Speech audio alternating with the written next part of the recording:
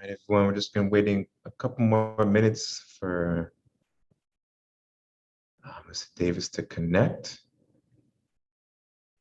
And then we'll begin today's open discussion in a few more minutes.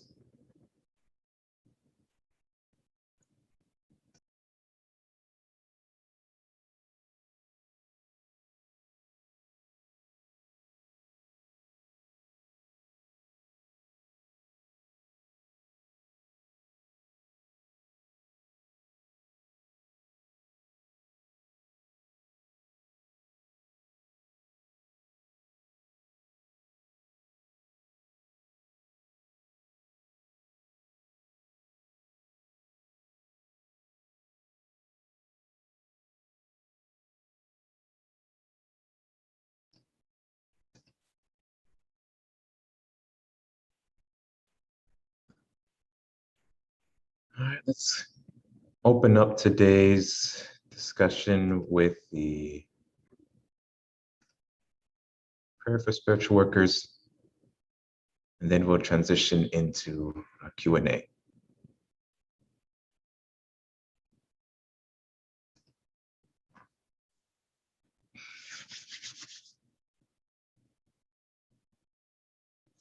Prayer for spiritual workers.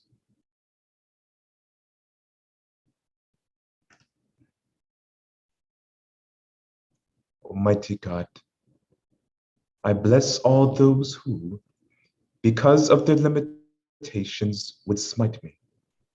Almighty God, I bless all those who, because of their weakness, would not heed me. Almighty God, I bless all those who, because of their ignorance, would defile you through me. And I ask, Almighty God, O wondrous power, that your strength may be given to me now, so that I might be fortified by this, so that I might go forward bravely into the world, and despite reception, send forth my love of thee throughout all races of man. Almighty God, give me the power and strength to rise above my karmic weakness, the deficiencies in the pattern of my evolution, so that I might evolve and become stronger, I, and even stronger in thy everlasting light. O God, thy will be done.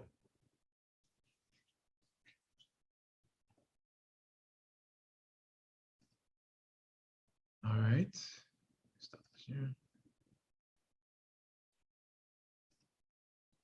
Welcome everyone to today's open discussion in various topics, class number 93 or 94. I may have miscounted that. As per usual, feel free to ask any questions or comments you may have in the chat if you're joining us on YouTube. If you're joining us on Zoom, you can use the chat as well, or you can use the raise hand feature so that you can ask your question audibly if you wish. After our Q&A portion, the beginning of today's open discussion, we'll move over into a continuing study of the Ancient Language of the Soul text. We're going to move into chapter 8 today, which has a lot of information. I think it's one of the longer chapters in the book. And I've also selected quite a few handouts to go through as well. I think today we'll cover the first 3 sections of chapter 8, which is the introduction, the opening. We'll look at the cosmic level of nada and the solar level of nada or prana. If you've been following along with the Friday study sessions, we have already covered chapter 8. I think we did that about 2 or 3 weeks ago. So hopefully you have your notes and your questions ready. But before that, do we have any questions or comments?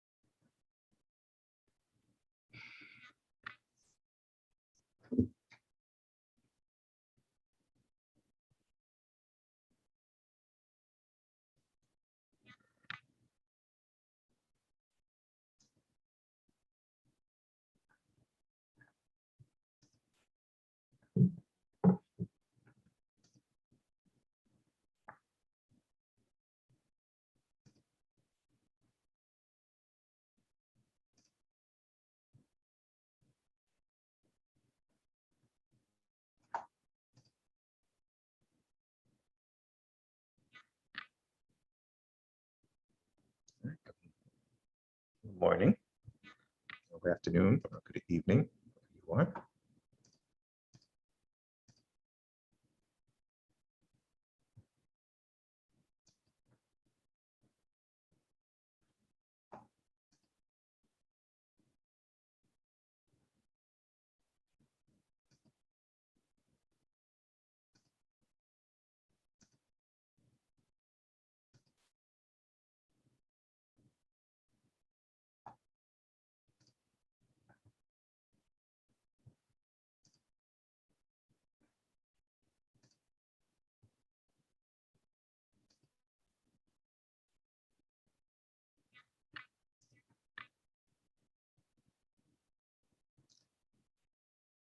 Also, as a quick reminder,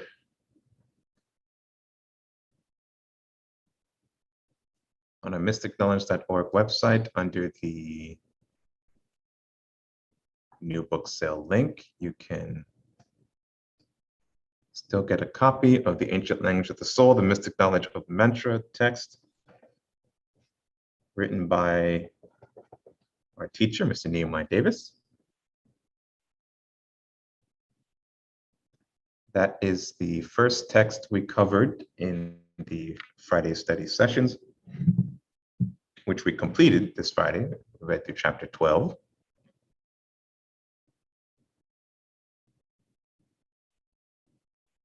And we're currently going through highlights and bullet points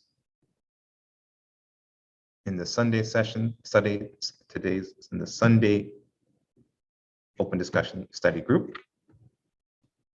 So you still have time to pick up the text and follow along, as well as present any questions or comments you may have. I also mentioned on Friday, thinking of moving into, if not Yogi Ramacharaka text, which is also here on the website. All 13 books listed here, from Hindu Yogi, Science of Breath, 14 lessons, all the way to, maybe not all 13 of them. We'll see as we go through the series. There's also another book that Mr. Davis is working on, a prayer book, that I hope will also be able to cover in the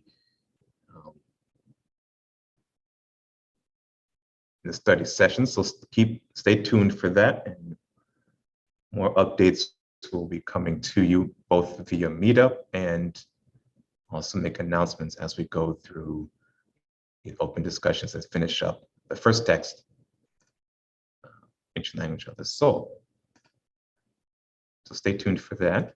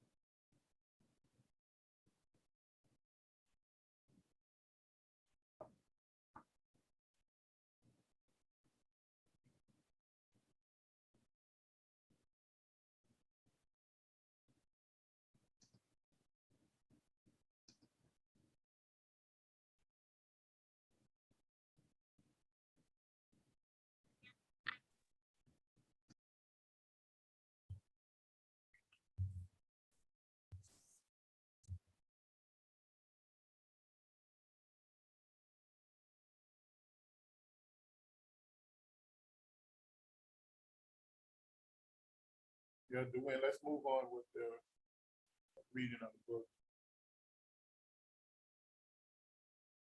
Cut out if there's no question. They can ask questions as we move forward. Okay.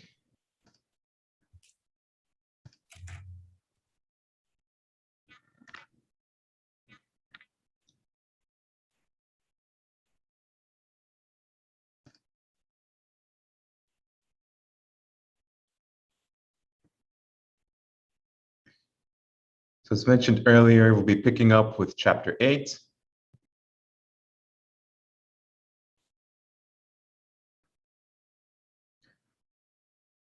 Now, as I was going through this chapter a second time to make highlights and bullet points, I practically found myself highlighting just about every sentence and paragraph because it's all what I feel to be very important information, key information um, for us to study and to make note of. So let me clear this up so that it can be easier for me to transition through it. So let's move into it. So chapter 8 is what is cosmic energy or prana, its relationship with nada sound. In this chapter on cosmic energy, the intent is to show the student the origin of this power and its relationship with sabda or nada sound. How this power flows down from an absolute source, God, and move toward a perpetual movement throughout the universe with the help of nada. This nada wave brings about a continued modification of cosmic energy that brings it into a state of gross solidification of this power through what we call creation. And the soul of man uses this prana that's being radiated throughout the universe to build and manage his various vehicles of expression.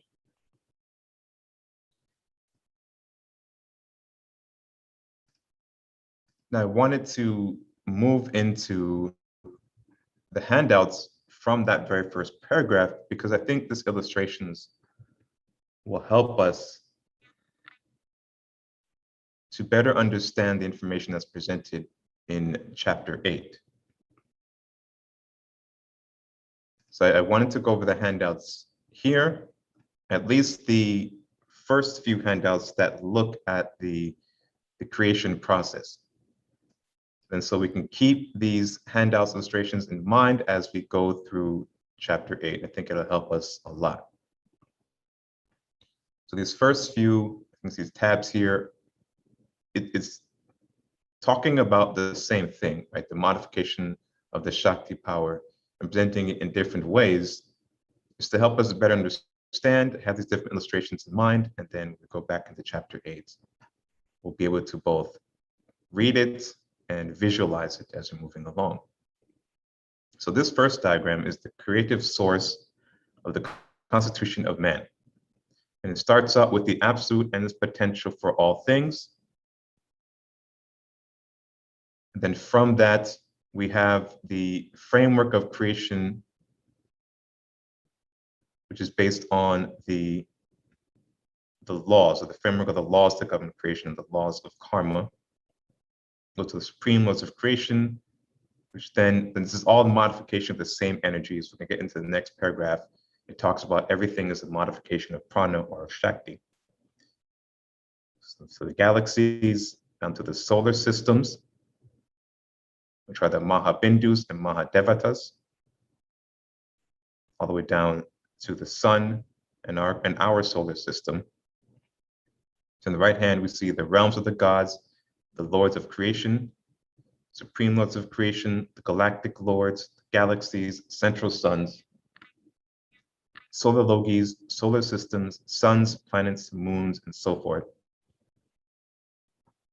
So if this doesn't make sense to you right now, don't worry. As we move through the chapter and through the other diagrams, it'll start to make more sense as you see how all this is interconnected. Further down, we have Shiva produces Shakti.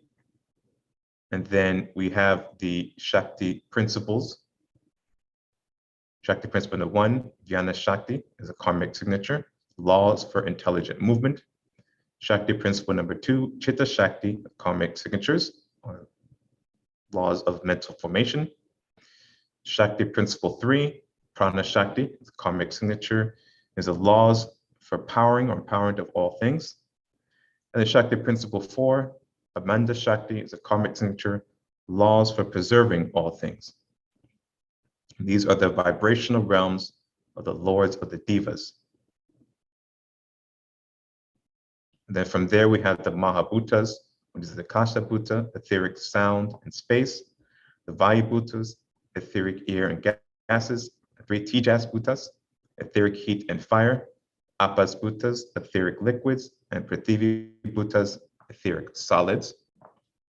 If you guys remember, we covered this handout earlier this year in a previous open discussion, so you can look back at that class and get more information on it.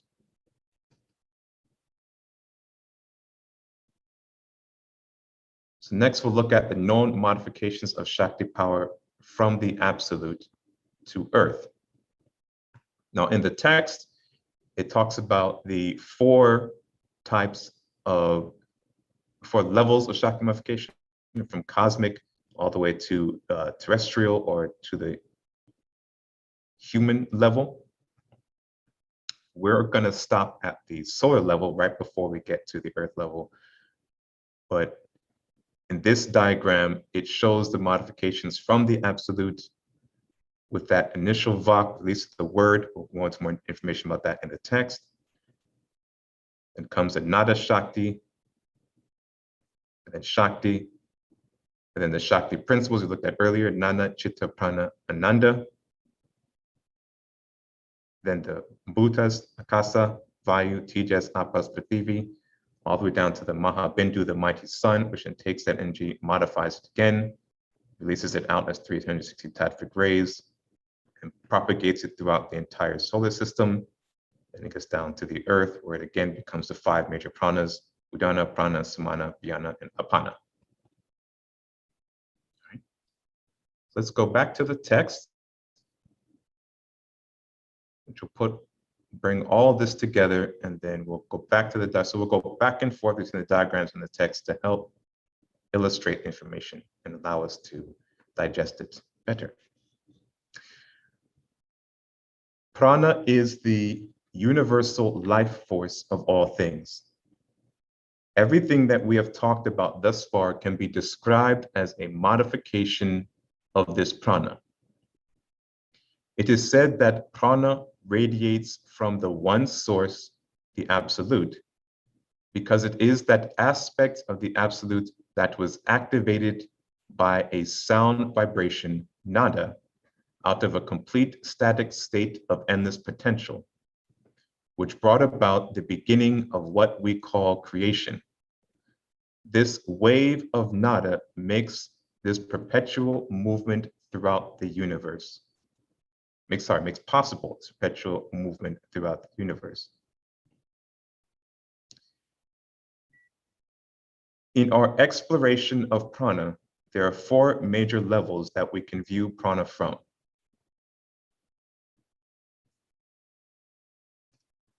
The cosmic level of Shakti or prana,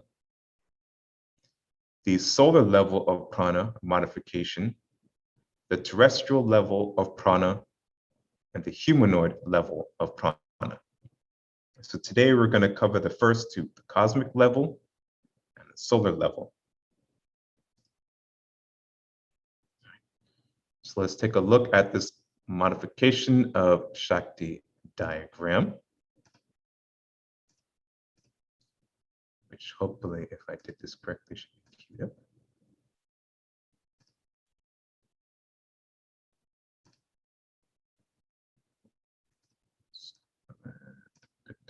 Okay.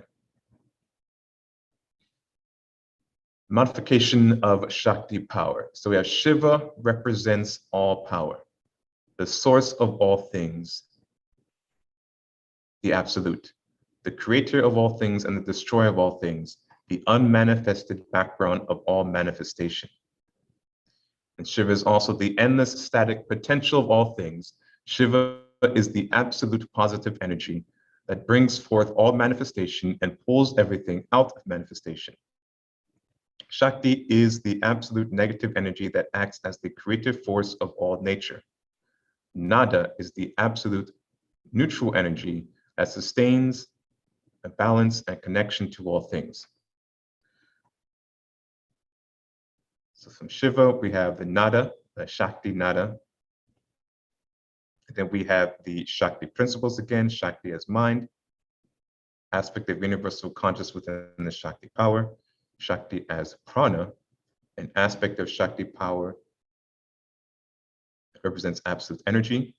Shakti as Vijnana, and that's with the Shakti power that is the framework of all knowledge and its actions. And Shakti as love, Shakti power representing the powers of preservation and absolute bliss. And we have the Mahabhutas, the etheric elements of the universe, which is Akasa, etheric space and sound, Vayu, etheric speed, air and touch, Tijas, expansion, fire and colors, Apas, contraction of water and taste, and Prithivi, cohesive resistance, earth and smell. All of this is the cosmic level, and on the solar level, we have the sun releasing the 360 tattvic rays, and those rays are distributed with 64 going to Manas, 72 going to Udana, 54 the Prana, 52 tattvic rays to Samana, and 62 tattvic rays going to Vijnana, and the 56 tattvic rays going to Apana.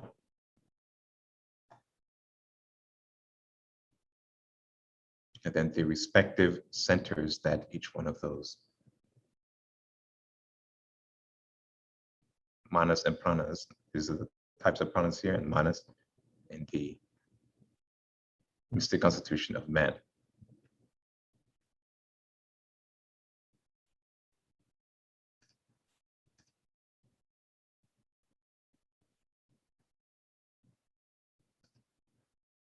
And so the no modification Shakti power, this is again another representation of the same information with much more detail.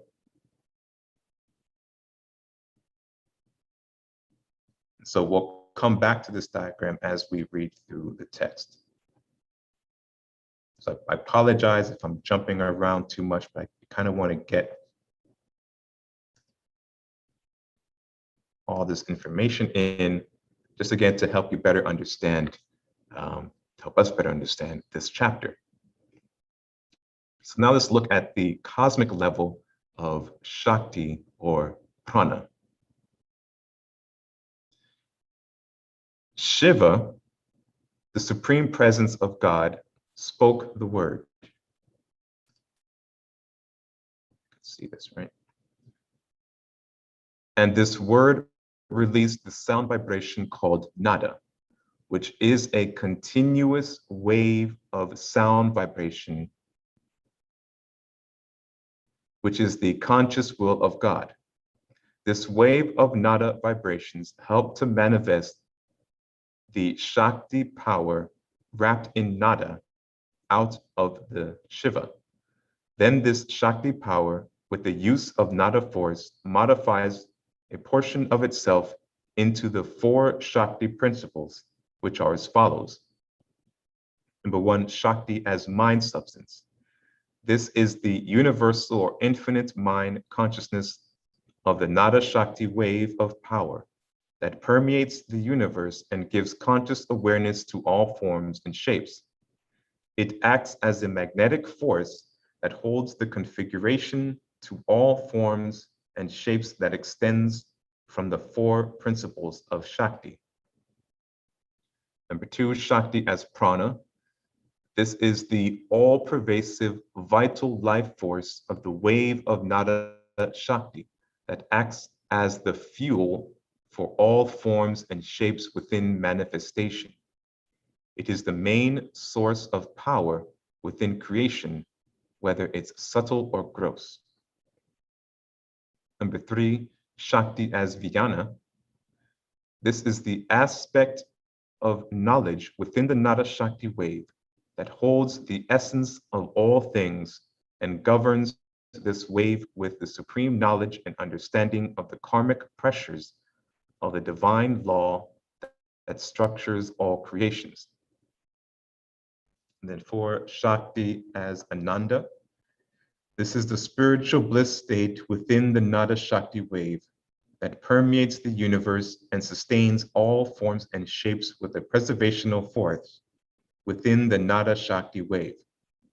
It's also known as the flow or wave of love energy that permeates the universe and holds all things in manifestation, and is the transforming power for all things. We live by the grace and love of God.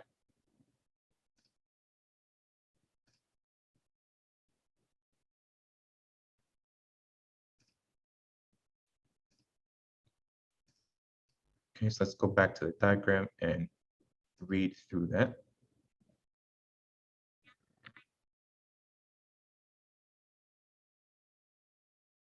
So again, here the absolute, the Vak is the word, that initial word that's released, or that first movement, leading to the Nada Shakti. Nada being superior, subtle sound vibrations, and Shakti, all-pervasive power of the universe. And that all-pervasive power of the universe has, again, those four principles that we just read: Nana, Chitta, Prana, and Ananda. And divine karmic signatures universe that shapes or inserts the master karmic patterns to all manifested life. So that's what, when we look back at the first paragraph, at the first handout, those master karmic laws, that's what this is referring to here, that framework in which all of creation exists. So those are those laws that govern what we call natural law or divine order. And again, although it is not depicted here, you can see the modifications of Shakti, and then as we move forward throughout that continuous modifications from the galaxies, when we get to the solar level in the text, the next section, you'll see how that energy released from the absolute is consistently from at each level modified, taken in, modified, and then repropagated out, so that various levels of creation can use that energy and continue the process.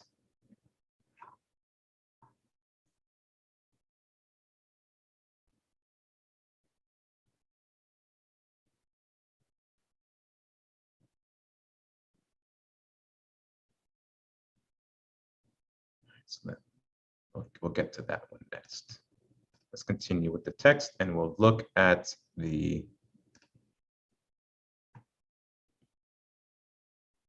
universal subtle elements before we get into that next section in that handout. Out of the Shakti principles came the Mahabhutas. These Shakti principles move forward and creative 5 distinct sound vibrations that wrap themselves in the Shakti power, and is called the Mahabhutas. The Mahabhutas are subtle, universal cosmic energies or Shakti power that express those infinite universal subtle realms, which are described as follows.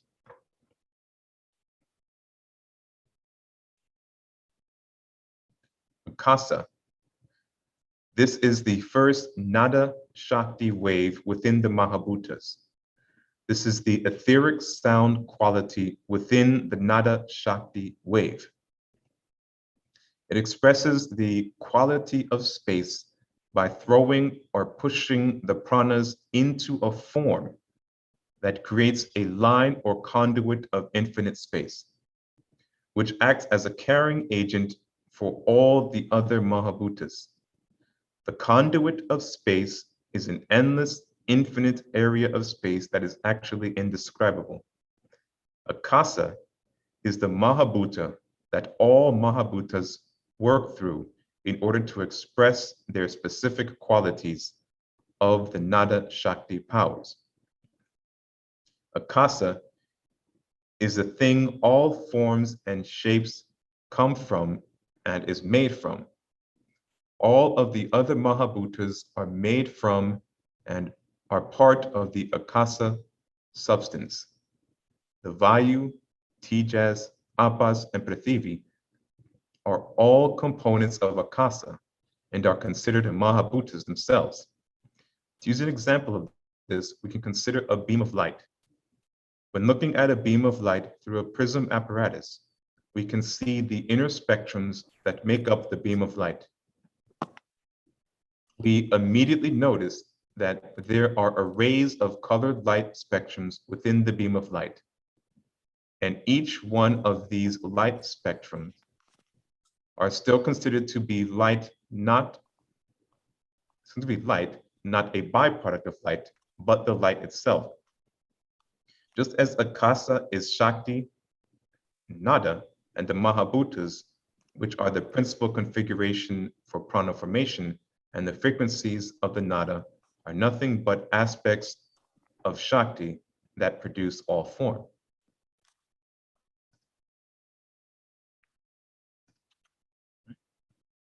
And so next we'll look at Vayu. This expression of the Nada Shakti wave gives accelerated speed to the Mahabhutas, or the pranas. With the start of the second expression of the Mahabhutas Vayu, this cosmic etheric substance throws the wave into the form of tiny spheres that exhibits accelerated speed. Vayu was also described as an air quality or power that pervades throughout all space. It seeks to fill all vacuum. Because of this exhibited power, it is said to also express the power of touch. This locomotion speed modified the Nada Shakti wave to express another component or quality of the wave that expresses itself as fire and color, which brings forward the next Mahabhutas.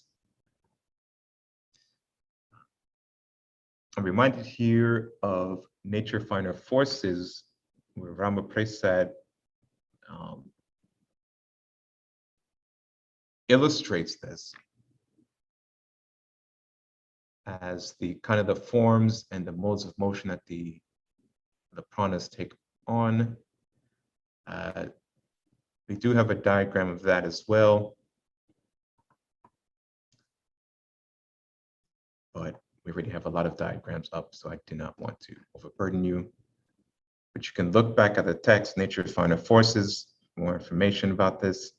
And you can also look back at a couple of videos, lectures that Nehemiah did, specifically on the text Nature's Finer Forces and in the modifications of the Shakti power, where he also goes into more detail about the formations and the movements of the pranas at the various aspects, the cosmic level, solar level, terrestrial level, and even within our own auric structures. Number 3, Tejas. This expression of the Nada Shakti wave has the duty of giving the Mahabhutas pranas the ability of expansion. It carries the quality or power of fire and color, which gives great strength to the involution process of solidification. The acceleration of the Vayu Bhutas brings the fiery heat of the Tejas Bhutas that unlocks the colors wrapped within this Mahabhutas. Countless colors express themselves on all realms of existence from this process.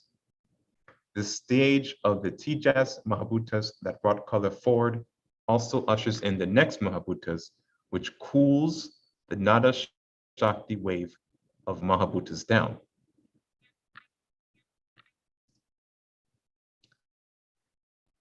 So again, if you guys have any questions or comments, either from the text or any questions at all within the field of metaphysics or mysticism, you can feel free to ask them or post them in the text or in the chat.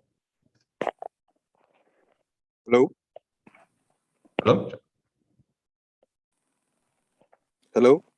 Yeah, John, I can hear you. Oh, yeah. Hi. Yeah, I have a question. Can I ask you something? Yeah, sure, go ahead. Okay. Do you know any good ways to like see mandalas? To see mandalas? Yeah, to see mandalas.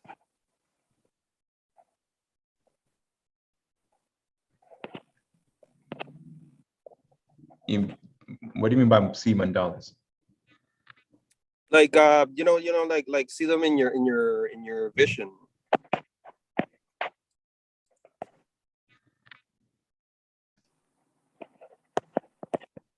I don't know if that's like a thing or not, but you know how when they show the Buddha, he's got a lot of mandalas around him, right? Mm-hmm. Yeah. So it's because he's seeing them, right? No, that's just configurations of the energy components. The mandala lays out the different vibrations and levels of energy within the chakra and nodic configuration of the auric body. So as you practice tantra, or where tantra looms the yogas together and allows you to develop your psychic vision by merging the physical senses with the astral senses. And what that does, it produces psychic senses. And then it's through various levels of techniques of yoga, which is Nana yoga, Kama yoga, Bata yoga, Raja yoga, Hatha yoga, mantra, and mudra yoga. And you blend these yogas together and in various forms of technique through concentration, contemplation, and meditation. And then you will begin to merge those the physical senses with the astral senses. And then once you merge them together, you'll begin to see on two different realms or several different realms. And then you can merge, and then your senses, those senses become psychic senses. Then you merge the psychic senses with the etheric body, and then you can begin to see on the higher realms. And when you look at the aura look like the chakras look like vortex centers of which in back in the day they depicted them as lotus, and that's how they came out with the different yantras and malas or whatever. But all of that is just tools of education, so you'll understand that there's a science behind it. There's a metaphysical science behind it. Okay, but what I'm wondering is, so when you're advanced on that, so you don't, I mean, you wouldn't see like what the things that are around the Buddha, all the shapes and things, like. You see, first of all, a Buddha, a person who have raised to the level of Buddha, they have no aura. They have tucked the aura and pulled it inside their auric structure. So they have what's called a risen body. I'm sure you heard of ascendant bodies, someone who has ascended. So they don't have the auras we have now.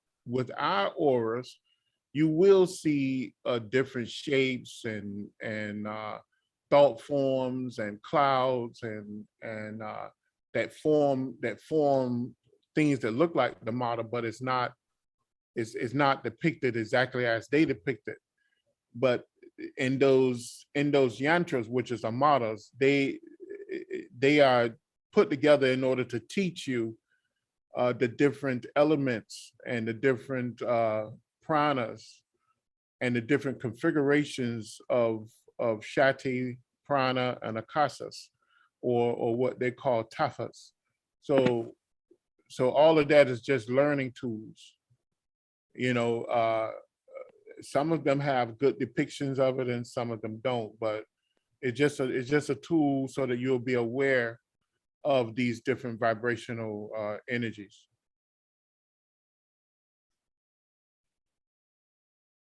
I hope that answers your question. Yeah. It's just it's complicated,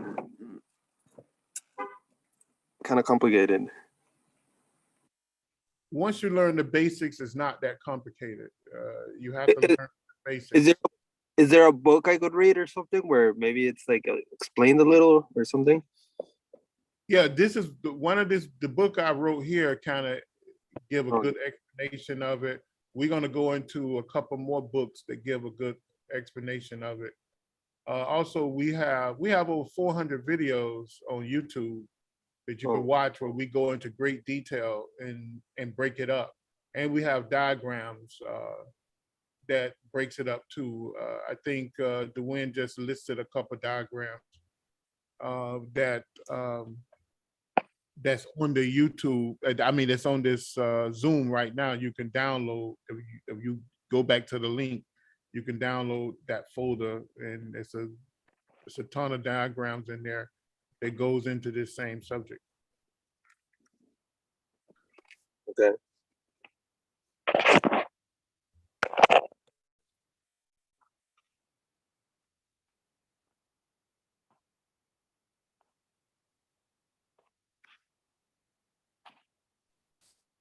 Okay, go ahead and continue. Any additional questions? Continue.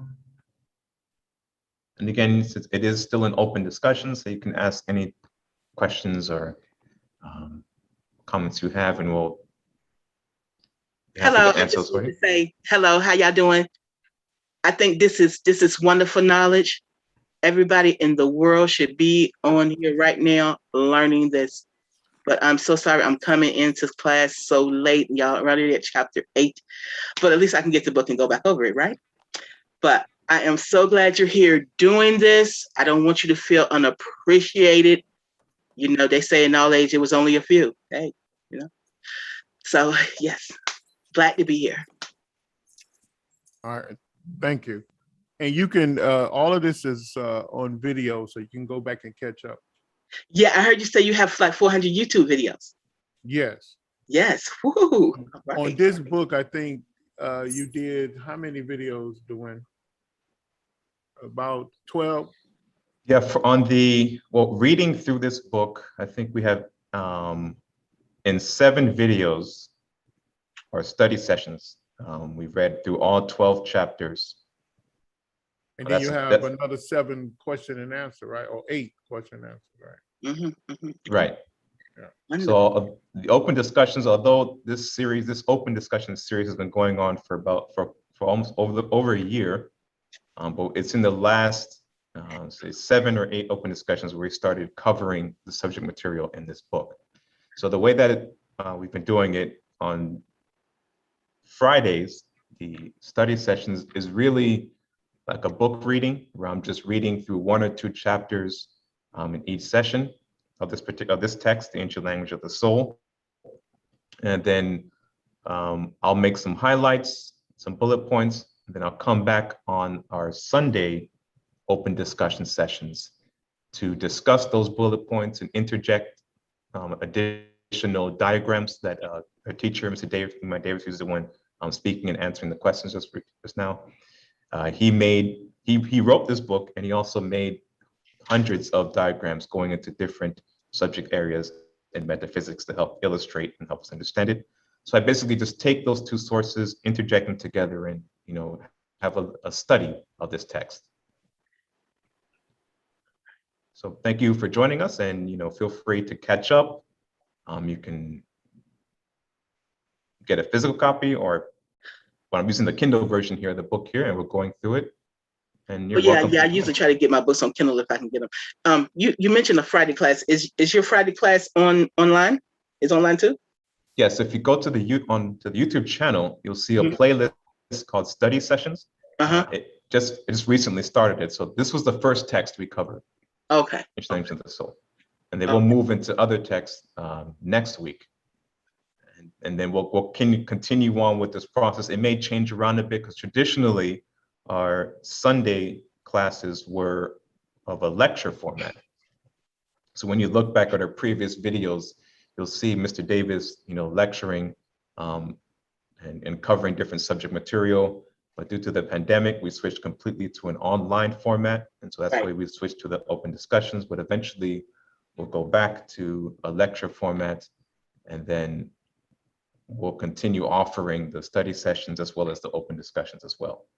So y'all, but are you gonna stay online? Yes, we're going to continue broadcasting all of our lectures and the vast majority of our material online. And eventually we'll go, when we get back to meeting in person, we'll have, you know, seminars and events where everybody can come out and attend. Wonderful, wonderful.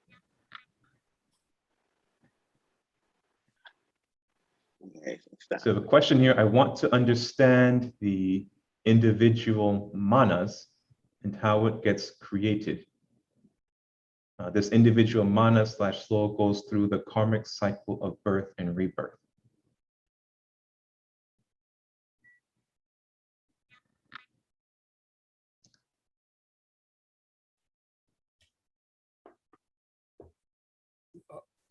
Manas is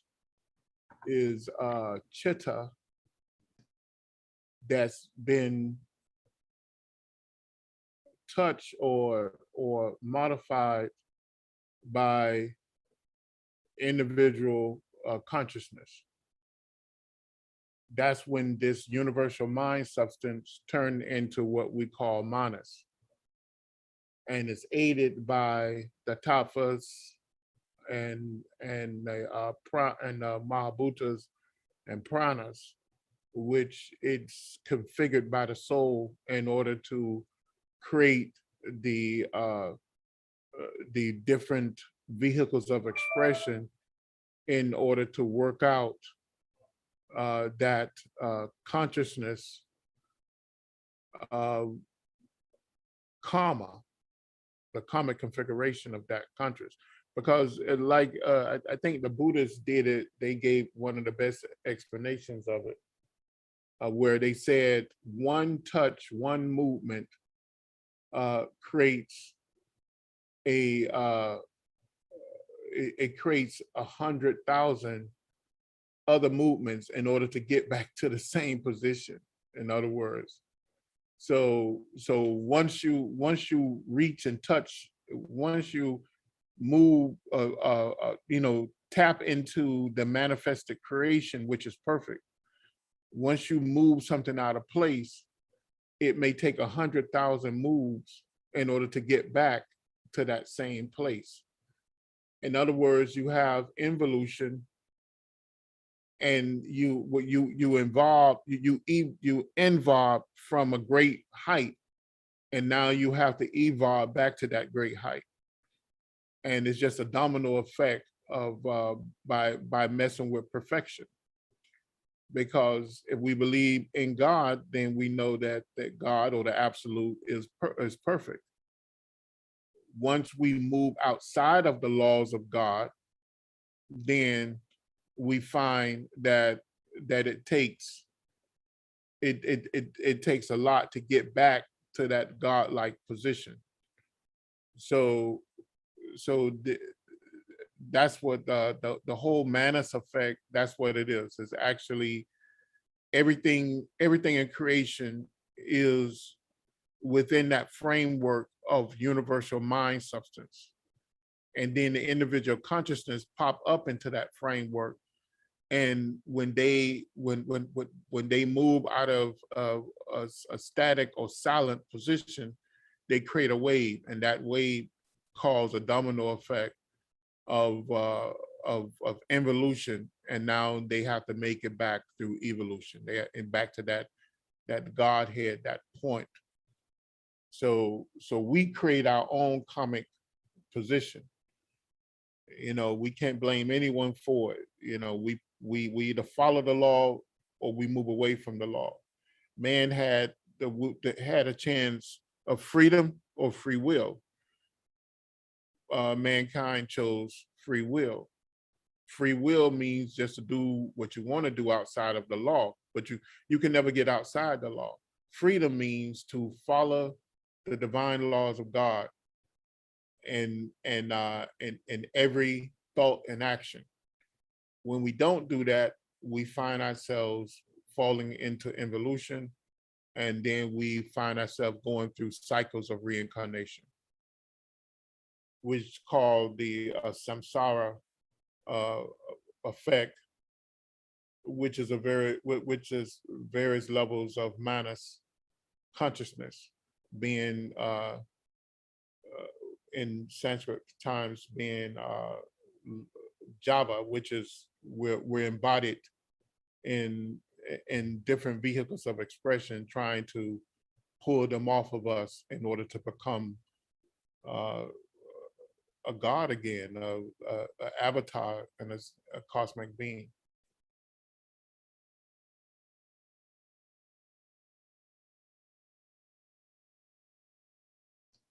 I hope that answers your question. Another question here.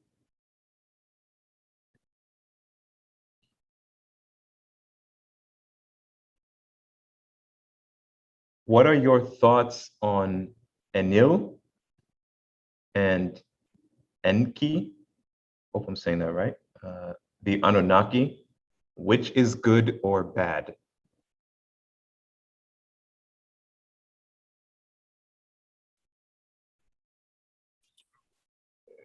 You know, there's a lot of misinformation about the Anunnaki, so I really don't want to get into it. It's too convoluted because a lot of those books, a lot of the books was actually destroyed.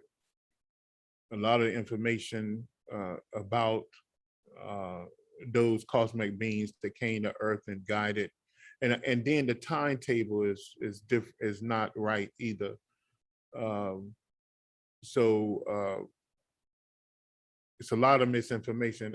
I think the closest information to truth, or I think it's the truth, you'll have to read and it's a hard read. You have to read Madame Blavatsky's book on Isis Unveiled and the Secret Doctrines, and she was a great master of samadhi, and she was given access to those secret doctrines in order to translate them. And she talks about the Lemurian race, the Atlantic race, which Egypt was part of the Lemurian and the Atlantic race, which mankind don't realize that Egypt go back hundreds of thousands of years, millions of years, matter of fact, and the Lemurian race came about 18,600,000 years ago, and the Atlantic, the days of Atlantis came about 8 to 9 million years after the start of Lemuria, because Lemuria fell and then Atlantis came about. So man's timetable is really messed up. So it's hard to get into that unless you have a background on it. In fact, the Atlantis, the Atlanteans, they were destroyed 800,000 some years ago. So,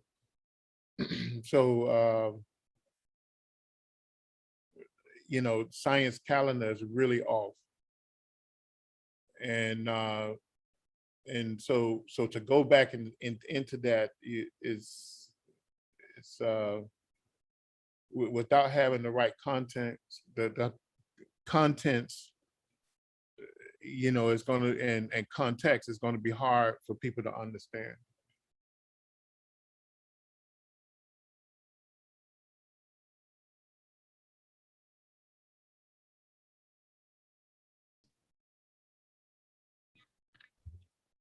There's another question here. I think you may have answered it though. It says, how to get freedom from samsara or the karmic cycle? Yeah, I think you went into that. Yeah, I went into that. Yeah.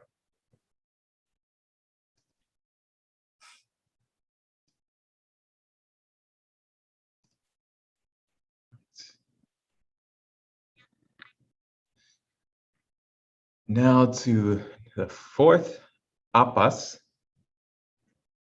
With this expression of the, did I write this right?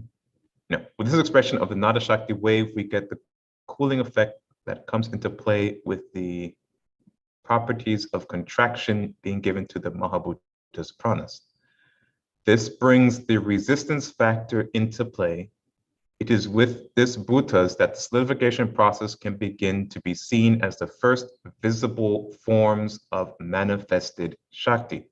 This aspect of the Mahabhutas wave is associated with the quality and power of water and taste.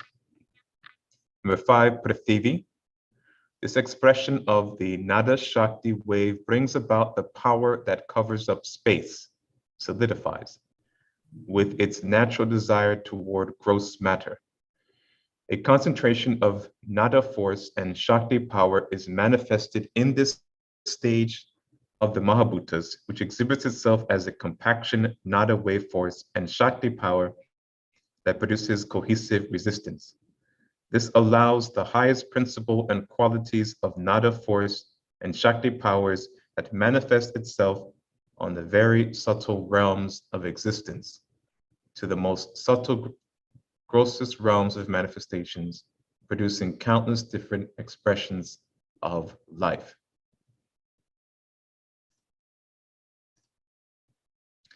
These Mahabhutas are what the Nada wave and Shakti principles use for the building blocks of creation. The Shakti principles are like 4 infinite planes of existence that the Mahabhutas are built upon. The Shakti principles allow the supreme Mahabindus to manifest themselves as a massive point of concentrated Shakti and Nada sources of power that projects this Nada and Shakti power as countless life forms in all different types, forms, and shapes into countless realms of existence.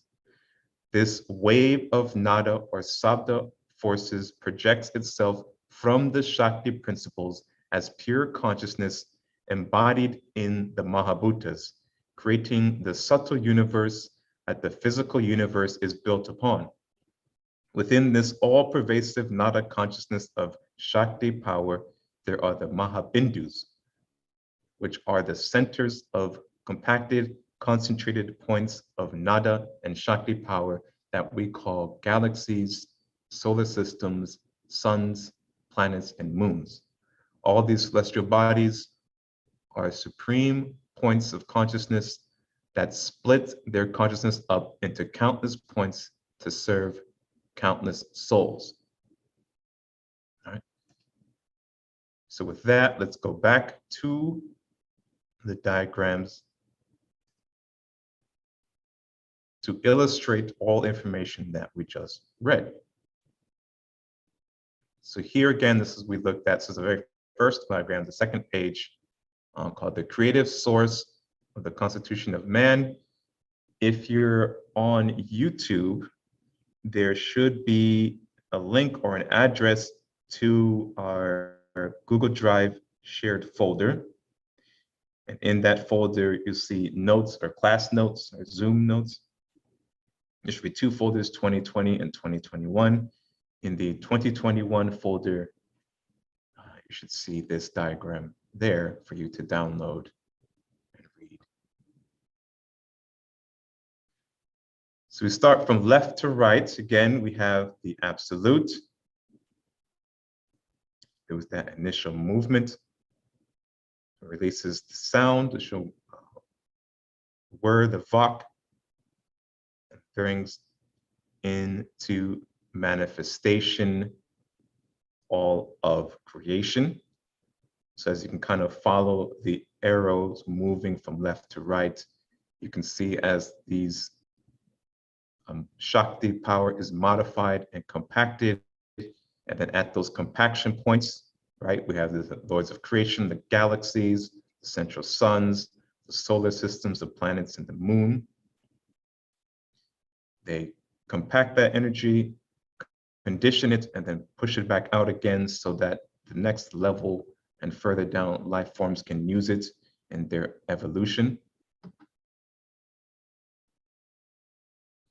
Then again, we have in the center here, we have the vibrational realms of the lords of the Devas, Shiva, Shakti, and Shiva again. We have the 4 Shakti principles again. Dhyana Shakti, the laws of intelligent movement. Chitta Shakti, the laws for mental formation. Prana Shakti, laws for powering all things. And Ananda Shakti, the laws for the preservation of all things, which yield the Mahabhutas, which we just talked about.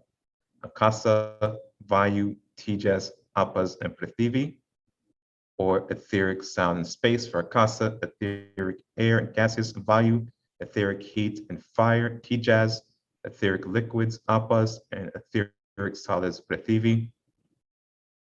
Again, those Mahabhutas are released from those compaction points, galaxies, central sun, the planets, and that energy is modified and presented in a way that the next forms of life can use, be it the mineral life, plant life, fish life, insect life, animals, humans, avatars, and even cosmic avatars. And all of this is done within a framework of law or karma.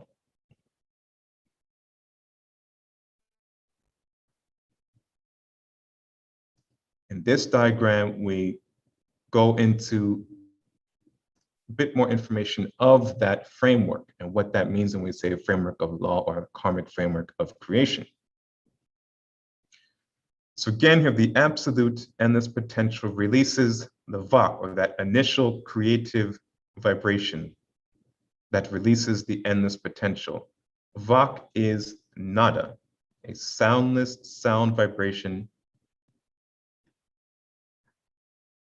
that connects everything and creates constant movement. As you can see here, this cube represents the karmic framework of creation. And it says all actions fall within the laws of karma. Karma is the framework that the absolute God manifested creation within. Every action made is restricted and limited by this divine law of karma. Karma is the law and power that allows the movement towards involution and progress towards evolution. We live, move, and have our being within the confined laws of karma. And so when earlier, when Nehemiah was talking about freedom and free will, freedom acting in accordance with the divine law, and free will being the opposite of that, here we can see illustrated what exactly mean when we talk about that framework of what karma is. Karma is more than how we think about it terrestrially, as simply you reaping what you sow or action reaction. It is the actual framework or the laws that govern all of creation. And so again, here is depicted in another way, this oval shape is that karmic framework. And then you have the absolute lords of creation, the galaxies, central suns of galaxies, lords of karma, the sun, planets, earth, moon, mineral, plant, animal, and human life.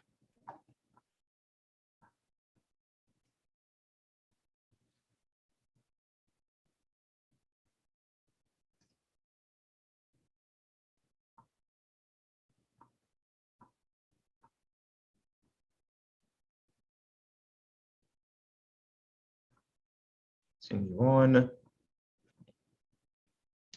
As we continue through this handout, it goes into more detail of how that modification of the Shakti power and how it relates to us on the terrestrial level. We'll go into this more detail. Next open discussion, we move into the terrestrial and human level of the modification. But quickly, we have the absolute and this potential of all things. Shiva, again, it releases that Nada Shakti. The spirit being unmanifested and the soul being the manifested vehicle for the spirit, brings about the auric unit of the auric structure. This gold outline here represents the background operating matrix of the soul, the aura being the body of the soul.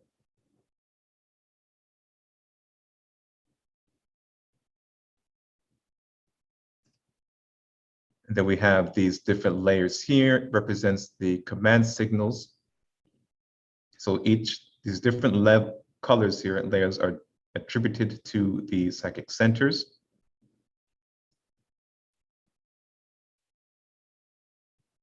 At first, we have the Sahasrara center, the crown chakra. And all of this exists within the crown.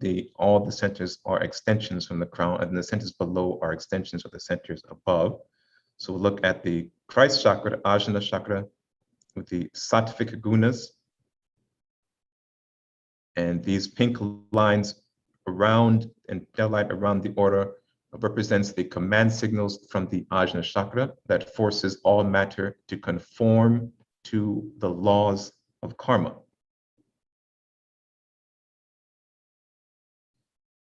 We have the Vishuddha, or the throat center. And within those two centers, we have the sattvic gunas. The rajas gunas are at the Anahata chakra and the Manipura chakra, or the heart center and the solar plexus center. And these colors of the centers represent the pranas, the primary pranas of those centers. So we have blue Udana at the throat, green Prana at the heart, yellow Samana at the solar plexus. And then we go to the Tamas gunas, which are in the Svadhisthana chakra and the Muladhara chakra, or the sex center and the base of the spine center. And the orange of the sex center is Vyana Prana, and the red of the Muladhara, or the base of the spine center, is Apana. Then we have the lower chakras in the legs and feet illustrated here as well.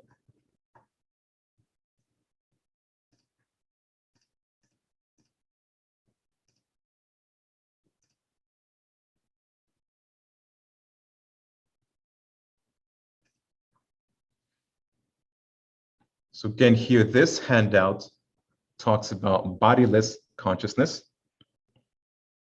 and embodied consciousness. Well, it becomes embodied, the manifested part, but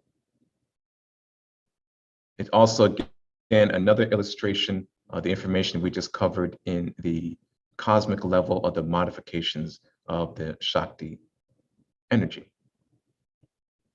So again, we have the Shiva, the pure unmanifested consciousness.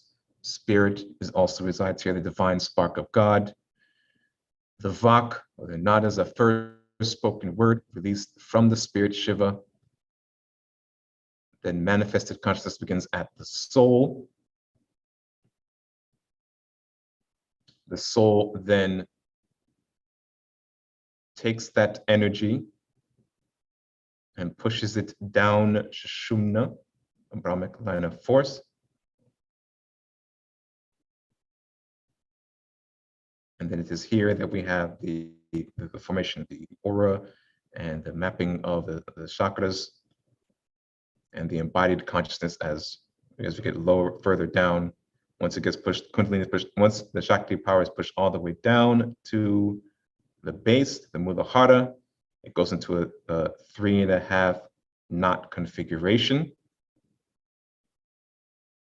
And a vast majority of it goes dormant, and at that point, it becomes Kundalini. And then we have the formation of the bodies.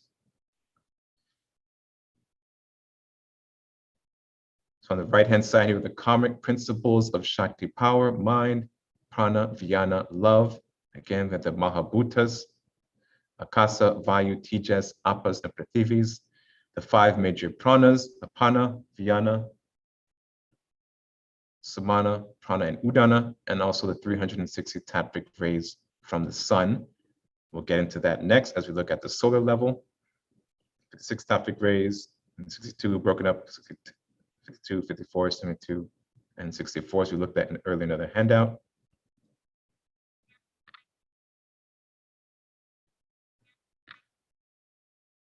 And then we have the three great Mahabindus, the moon, the sun, and the earth, which all help us and manipulate energy on various levels and realms to allow us to exist as we currently do on Earth. There's a question here. When does someone have to answer to choosing free will? Is free will an illusion to some extent?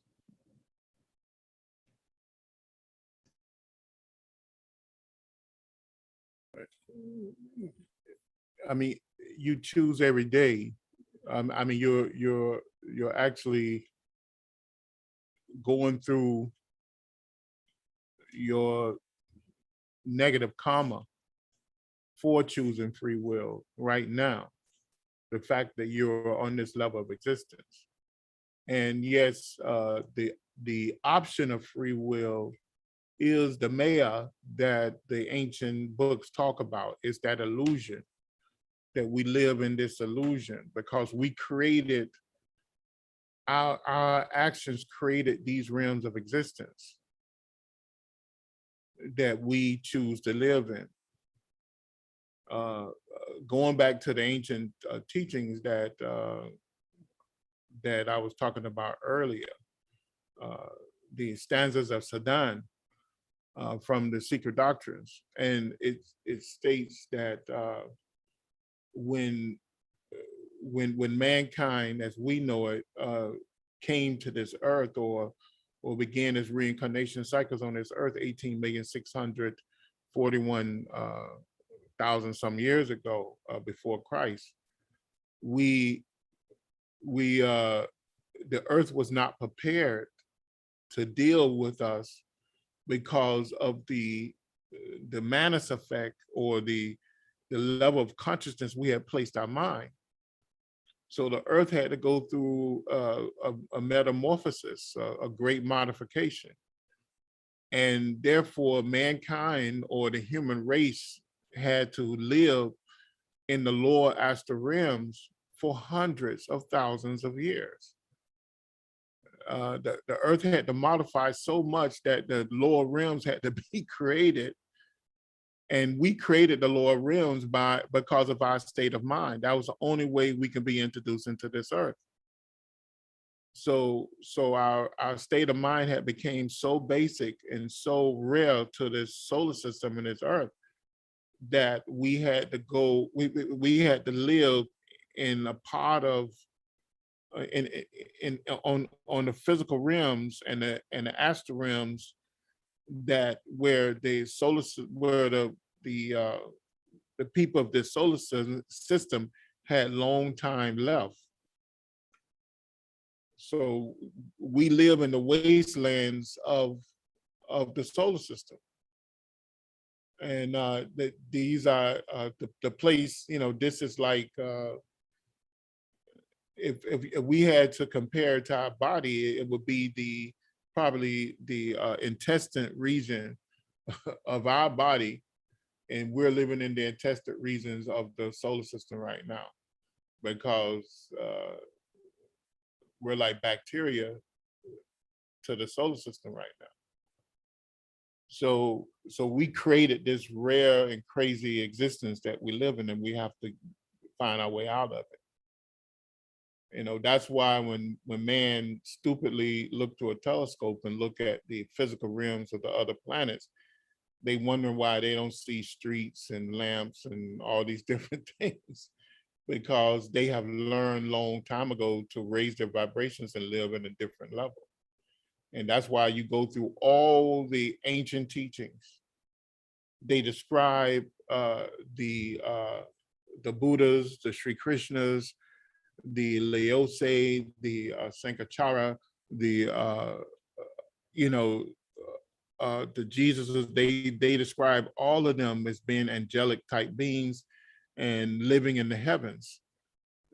but they don't describe them as living on the physical realm, you know, because the only thing that should be here is an operating system in order to keep the higher realms moving. So free will brought us here. It created this illusion, this maya that the Hindus talk about, the Buddhists talk about, and even the Africans talk about when they go into their Sirius B and Osiris and all of this. So I mean, you know, they talk about these things, saying how, you know, how this place is not fit to live. I hope that answers your question.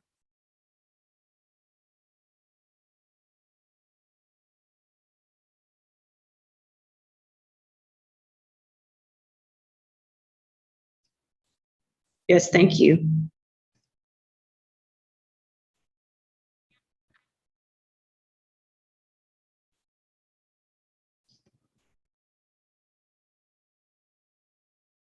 There's a question here.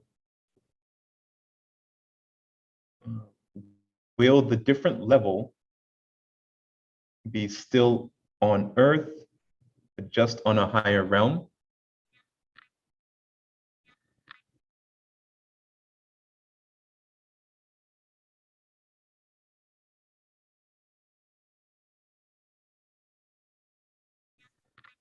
Each chakra level is a level of consciousness, is multiple realms of existence. Right now, most mankind live at below the base of the spine, and the base of the spine chakra, which they call the root chakra, or at the root chakra and at the sex chakra. All the chakras below the base of the spine and all the chakras below the heart chakra is realms of existence that was created in order to house the consciousness of basic man. So once we begin to develop ourselves, we will move above these chakras, and we begin to live in the heart chakra and above. And those are the realms of existence that we should live within, not anything below the heart chakra. And that's our major problem right now, that most of mankind live below the heart chakra and below the base of the spine.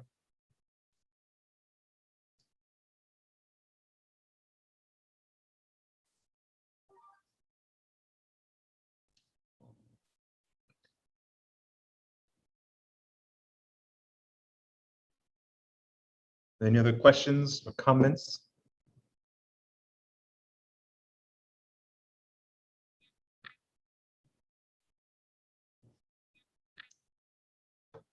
So I'm looking at the time. I don't think we'll get through solar section. That's okay. Can pick up next time.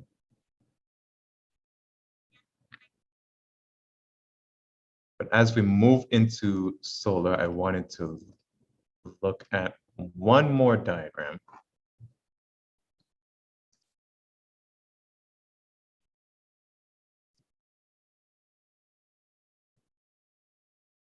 About the cosmic level.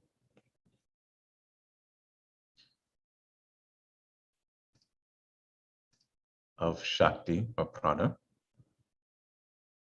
So again, you can see illustrated here, Shiva, unmanifested endless potential, or known as dark matter with endless potential and power, releases the Vak as the creative Nada Shakti.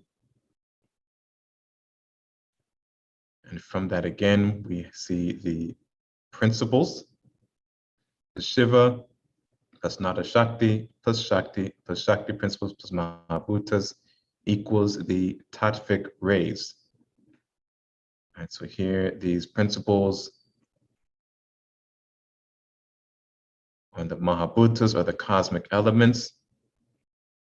Those cosmic elements being Akasa, that first dark blue outer ring.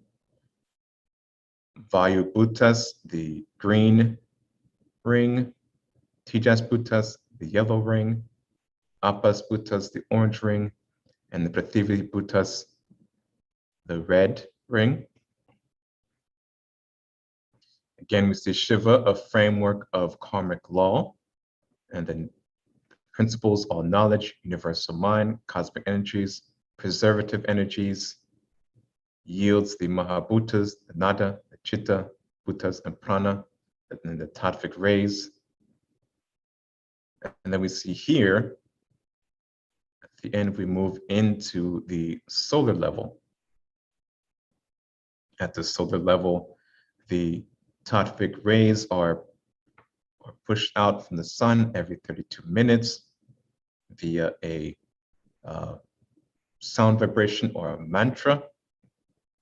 And those Tattvic rays are illustrated here, go to the moon and the sun, but they also are propagated throughout the entire solar system and beyond. So here says the Tattvic rays allows the formation and access to the realms of existence and consciousness, which results into the planetary nadic flows of energies. Right, so each planet receives the Tattvic rays from the sun, absorbs, modifies, and then pushes that energy back out.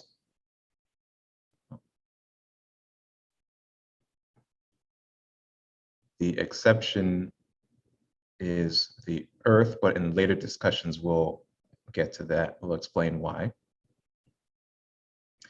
The 49 planetary vortex centers that produce multi-layers of the realms of existence, which leads to multi-levels of consciousness pertaining to the mineral, plant, animal, and human levels of mental, subtle, and gross levels of existence. Now here at this level, the Tattvic ray formations level produces the following energy combinations. The chakra petals, the original samskaras, the sounds of the soul, the manas, the chitta used by man, as Sinima was talking about earlier. The chitta, once it is touched or modified by man, becomes manas. Kundalini, the soul's vehicle of consciousness. The nadis, a flow of energy projected from the power of Kundalini. The nadi knots, the nadis threaded through the petals, activating the chakras, the 5 major pranas, a positive vital flow of subtle energies that sustain life. And the 5 minor pranas, a negative vital flow of subtle energies that helps sustain life. Ojas, the subtle vital life fluids, and the 7 dhatus, the 7 body tissues. Later on in the text, chapter 9 and 10, chapter 9 is part 1 of the chakra system, and chapter 10 is part 2, which is the nadi system, goes into much more detail about the terrestrial and human level of the modification of the Shakti power, as well as goes into details about these formations we just talked about, being the chakra petals, kundalini, nadis, nadi knots, and so forth. So this will take us into the solar level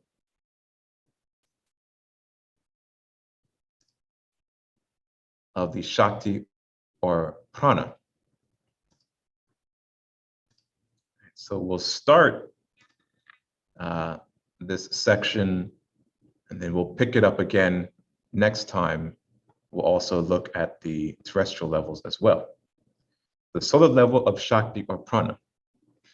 The ancient tantric yogi philosophy tells us that the sun is the major source of this universal supply of prana for our solar system. This mighty being known as the sun receives this all-pervasive cosmic energy from the absolute and radiates it throughout the solar system and galaxy. All right, so the sun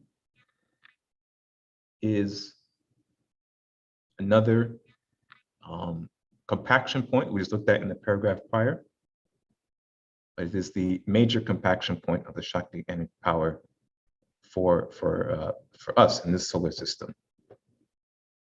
And so now we're looking at, as that energy comes from the cosmic level, from the central sun, the galaxy, and the lords of creation, and once it reaches the level of our solar system, the sun, now we're looking at how that energy is conditioned and formed and propagated out throughout the solar system. The ancient text describes the sun's radiating quality of being a huge aura of tattvic matter, extending from the sun, engulfing the whole solar system, and even extending outside the regions of the solar system. This tattvic matter is the result of the sun issuing a great sonic vibration that permeates its immediate surroundings and extends out, modifying itself as needed. This tattvic matter that extends from the sun is like a huge solar plasma field that all the planets exist within.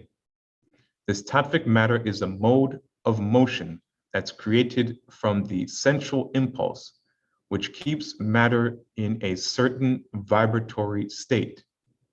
This tattvic matter has 5 distinct modes of vibratory motion, which mirrors the prana and gives a vibratory motion to the prana. It must be understood that this tattva matter is only a modification of prana itself. The prana is radiated from the sun by a sonic vibration that's issued from the sun every 32 minutes in this sea of tattvic matter, that which gives life to the 5 vibrational modes of motion. The solar logos level is the mighty sun. There is little we can say here except to try to describe what our feeble minds can comprehend of this. As I briefly explained above, the sun receives its prana from the universal supply of cosmic energy, the absolute God. The mighty sun then acts as a pulsating instrument for this cosmic energy prana, radiating from the absolute. The sun then releases a sonic vibration every 32 minutes that radiates this prana from itself, creating this huge wave of solar substance that vibrates everything that is within its aura and pathway with this pranic substance as it moves on its journey through the galaxy. As the sun rotates on its axis and moves through the galaxy, it creates a huge magnetic environment that holds the other celestial bodies within its orbit. Each one of these celestial bodies or planets receives this prana being radiated from the sun. In return, the planets send a percentage of this prana back to the sun and the other planets within the solar system. In radiating prana, in this highlighted section here, hopefully some of you begin to understand, or not begin to understand, we'll get an understanding of the power behind astrology, right? As we look at the planets and their positions and the energies that radiate from these planets. Right, so all the planets within the solar system take this modified energy, this tattvic energy from the sun. They absorb it, they condition it, putting their own signature on it, and then sending it, propagating it back out throughout the solar system as well. And each of those energies has an effect on all the light streams within the solar system. But here, in this text, we're going to focus solely on the terrestrial level, meaning the effect that this energies has on us. And in the study of astrology as well, we look at the effect those energies has on our karmic framework.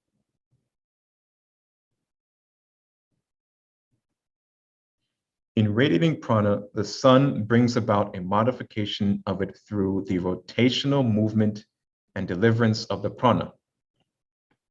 We are told this by ancient texts of tantric philosophy, that this modification is described as tattvic matter produced from the sonic vibrations and solar rotation.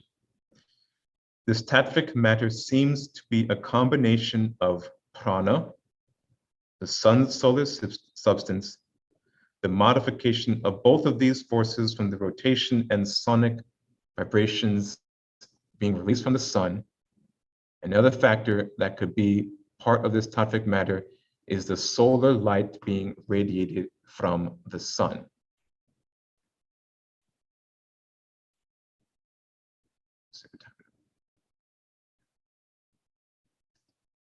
So now let's look at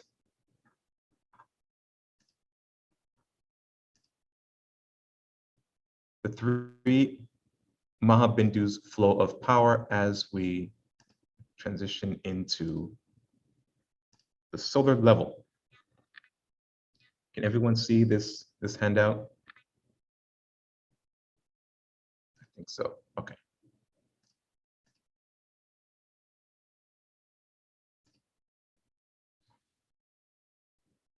So here we're looking at the solar level, and we're looking at the tattvic rays that come out from the sun, and specifically the absorption and radiation of them to the earth and to the moon.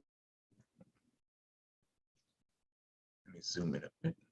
The Mahabhutas are cosmic modes of vibrational motion that are a result of Vak, the first spoken word of God. This divine sonic vibration created a form of nada that brings about the great Mahabhutas, which are the signature vibrations of manifested life. That becomes the agents of the universal mind substance and the all-pervasive vital life force, pranas. These Mahabhutas radiate towards the mighty sun and are radiated from the mighty sun as modified Mahabhutas, along with the tattvic rays and the 5 major pranas. This is all radiated from the release of the mighty sun's nada wave of consciousness, a great creative sound vibration, AUM, that's constantly repeated by the mighty sun every 32 minutes, pushing out the modified bhutas, pranas, universal mind with a huge wave of tattvic rays that weave a blanket of tattvic matter that formulates the realms of existence with the help of manas, bhutas, and the pranas.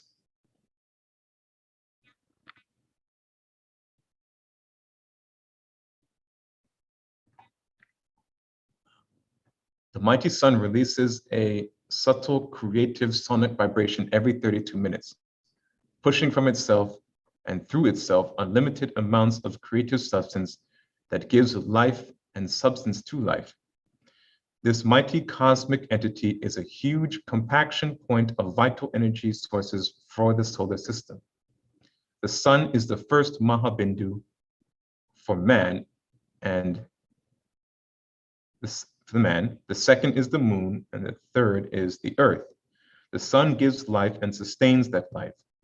The moon manipulates the vast amounts of Shakti powers wrapped in tattvic matter, which builds the subtle and physical realms of existence for man to gain valuable experience throughout evolution. Okay. I see your questions. I'm going to get to them right after I finish reading these last 2 paragraphs. The Mahabhutas, the tattvic rays, and the 5 major pranas are deposited into the chakra systems and distributed into the auric structure in order to build the subtle mental and pranic bodies of man. There are 5 major pranas with a specific pattern and flow. It assists in the manifestation of all life through the introduction of consciousness by a configuration of cross sections of energy patterns. Therefore, it is the power source of all life. The chakra petals embedded in the auric structure and holds the sonic configuration patterns that creates the cross sections of energy patterns that produces various levels of consciousness, allowing man to gain experience on the various realms of existence. Okay, so here on the left-hand side, we have the Mahabhindus, the moon, the sun, the earth, their associated tantric rays, energies, manas, akasa, vayu, tejas, apas, bhutas, the pranas associated with them as well, udana, prana, samana, vyana, and apana, and then the corresponding centers within the human auric structure. So the question here, is there any importance, or what is the importance of 32, or why the 32 minutes?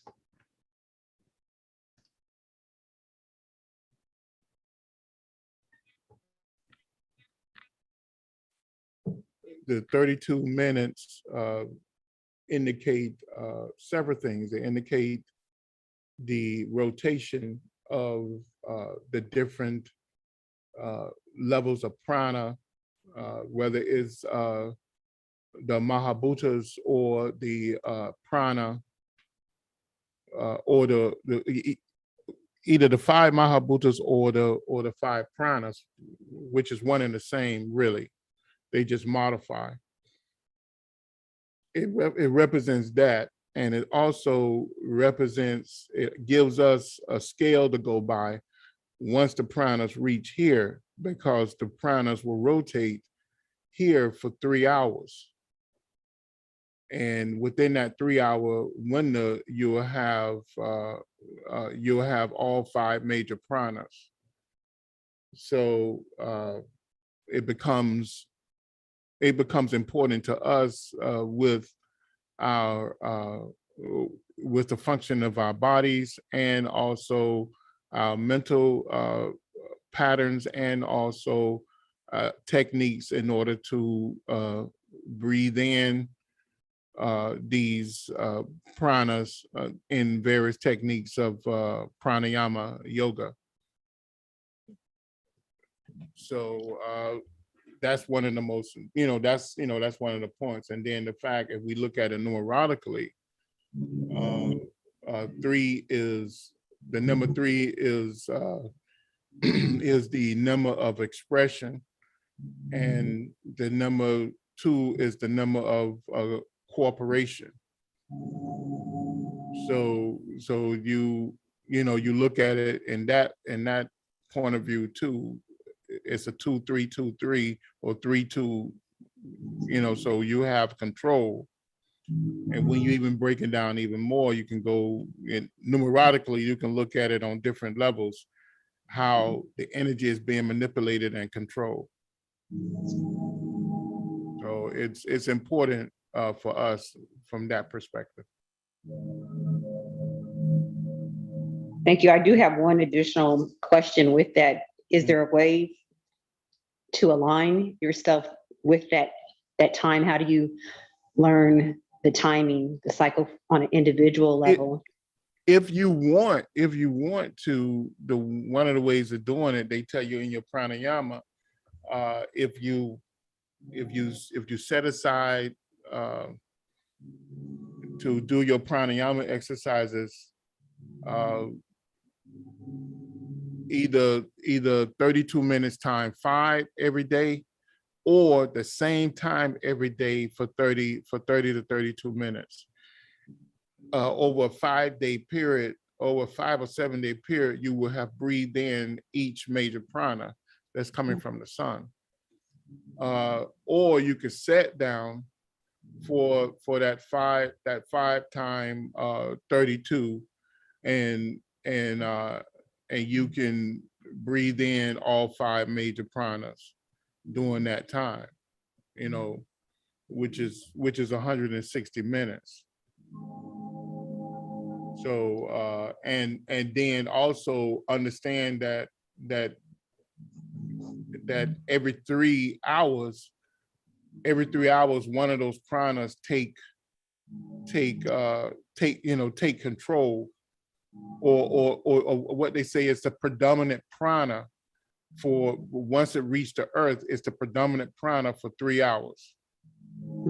So and so a lot of times that's why they tell you to go 5 days instead of the 160 minutes. But most yogis end up doing 160 minutes, or they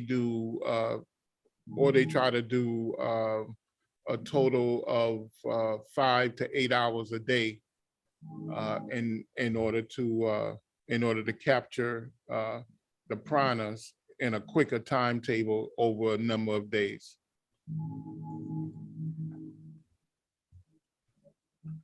Thank you. I hope that's not confusing. No, actually, I'm smiling over here, but thank you so much. All right then. Another question, have you heard about us living in a binary solar system? A different sun is now in our a different sun now in our system. Some say it became visible in 1983.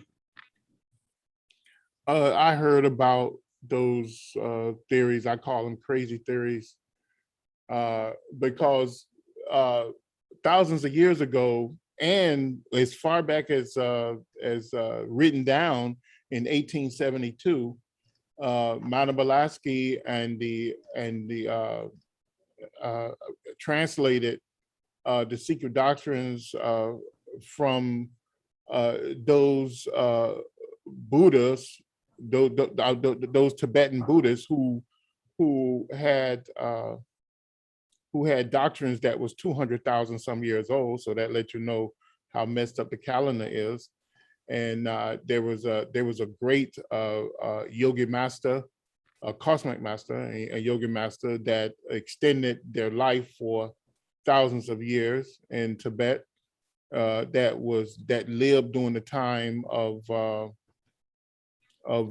Atlantis, and was there during the city of Shan. If you want to go and look that up, you can. But they preserved all these documents from back in those days, and they stated and they gave clear diagrams and layout that, of course, the earth, that the sun, there's a physical sun we see, and there's an invisible sun that we don't see. Just like there's a physical earth that we see, and there's an invisible earth that we don't see.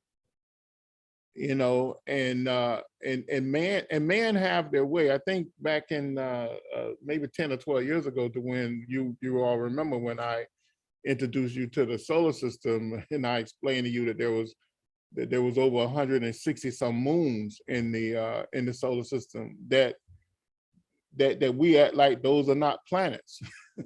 Mm-hmm, mm-hmm. Because when they ask how many planets here in the solar system, they say the quick answer is 9. And yet since then, man have found another three or four planets in the solar system, but yet they dismiss all the satellites of the solar system, which is the moons that surround the planets. So we have to see things as it is and not as we want them to be. So it's kind of crazy. And the same way you have a mental apparatus that you are aware of and no one can see, the sun has a mental apparatus and invisible body that we can't see. Now we can see if we project to that particular mental realm. Mm-hmm.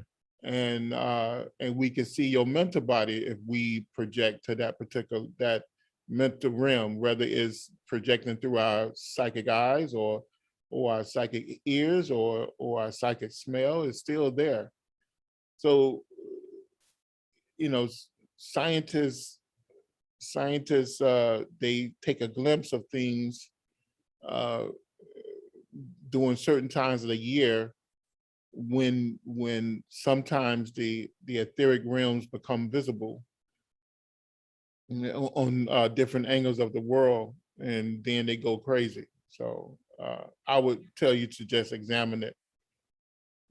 You know, it's strange to see that they say there's 9 planets, and then you go and look in the encyclopedia and they tell you, well, it's actually 12 planets and it's 160 some moons. So it's semantics. I hope that answers your question.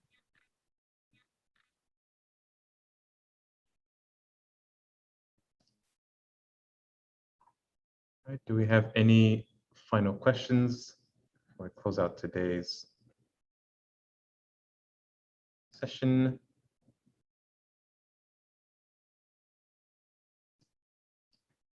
What is the most advanced form of religion that one can practice? Tibetan Buddhism or anything else?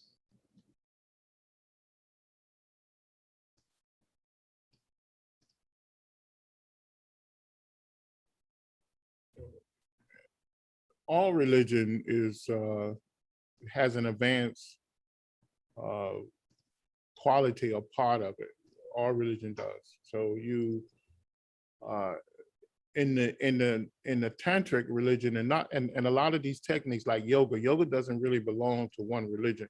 A lot of people try to say that it belongs to Hinduism, but that's not true, because although Hindu is probably one of the oldest religions that have so much content, but it's not. It's all religions has something to offer. The Hindus they give, and the Buddhists too. They give the Tantra. Tantra means you loom the yogas together. Yoga only means union with God. Is techniques used to unite yourself to God. So the same thing with most religions. We have to be open-minded enough to realize that all the religions added something to to the history of man. And at one time, if we pick from all of them, we'll be able to piece together the best of the best. And I think that's what a lot of yoga philosophies do, because they pull from all over, everywhere. And I don't think yoga belongs to any one religion. So I would study the yoga principles, because the yoga principles pull from Christianity, from Judaism, from Zoroastrianism, from I Ching, from the philosophies of Shankaracharya, from everywhere, from Sri Krishna, from Buddha. It pulls from everywhere. So I can't say that there's one religion that takes you, because all religions can take you to a higher level of existence and understanding. So you just have to study. You have to study the religion, the way we study anything that we desire and want.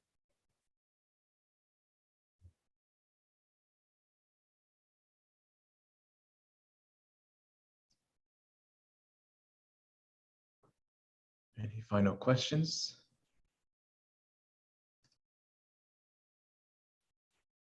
Oh, see, so when it's the city of Shan, it was when the great cosmic beings landed in order to that was during the time of Atlantis. They landed on Earth in order to remove certain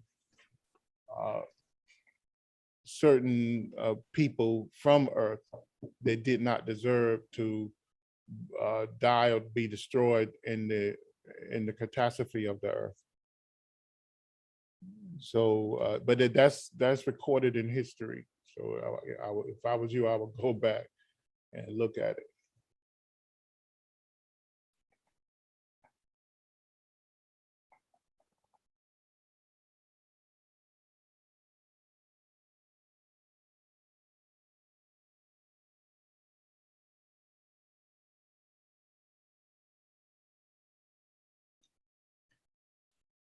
No further questions. Let's close out reciting the New Lord's Prayer. Next time we'll pick up chapter 8. We'll finish up the solar level of Shakti or Prana, and then we'll move into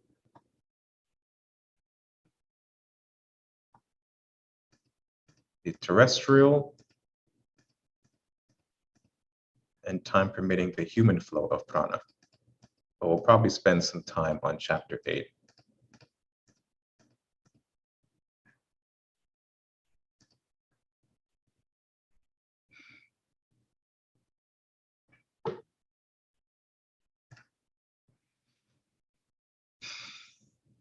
The New Lord's Prayer.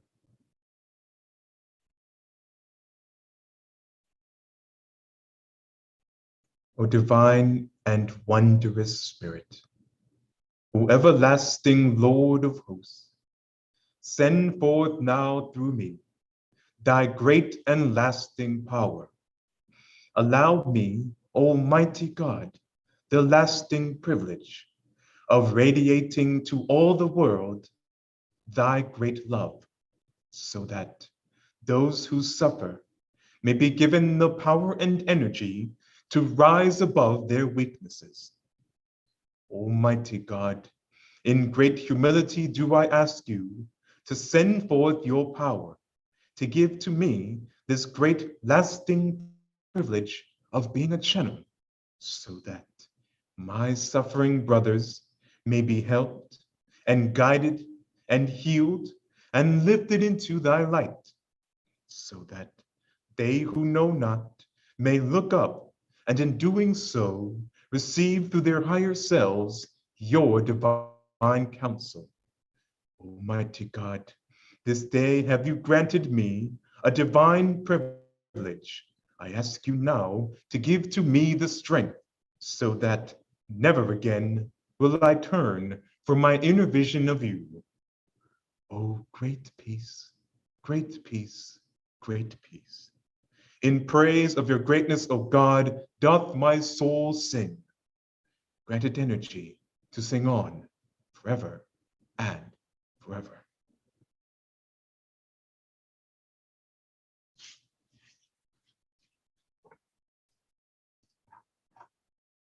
All right, everybody, thank you very much for your attendance, your attention, your questions.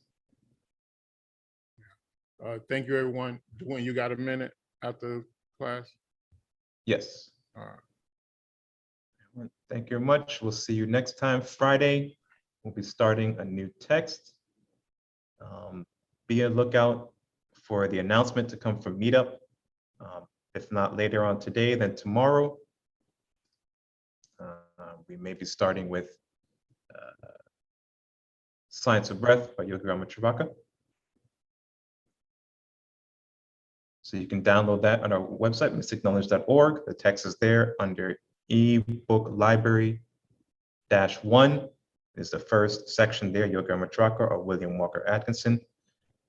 And then we'll continue on next Sunday with chapter 8 of the Ancient Language of the Soul. Have a wonderful week, and thank you again.